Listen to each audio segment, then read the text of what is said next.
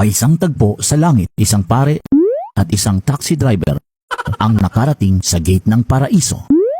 Welcome, welcome. Welcome kayong dalawa dito sa paraiso. Pumasok ang driver at ang pare. Ikaw, taxi driver, ito ang iyong gantimpala. Tanggapin mo ang isang mansyon na bahay na may gintong pintuan, na may napakagandang hardin at mga punong kahoy na nagbubunga ng maraming prutas.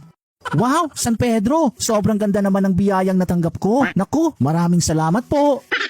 At ikaw naman, iho, sumama ka sa akin at ituturo ko sa iyo ang iyong gantimpala. Okay po, San Pedro. Tiyak, mas maganda ang aking gantimpala kasi ako'y isang alagad ng Diyos. Tanggapin mo, iho, ang iyong biyaya. Isang maliit na kubo. Yan lang po ba, San Pedro? Asan po ang iba? Yan lang, iho.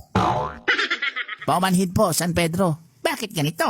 Ako ay isang lingkod ng Diyos, naghahayag ako ng kanyang mga salita. Pero bakit ang taxi driver ay binigyan nyo ng mansyon, samantalang ako ay kubo lang? Mukhang unfair naman ho yata sa akin yon. Ganito kasi yun. Nung ikay nasa lupa, kapag ikaw ay nangangaral, natutulog ang mga tao sa loob ng simbahan. Samantala, kapag siya ang nagmamaneho, ang bawat maisakay nito ay nagdarasal ng todo-todo.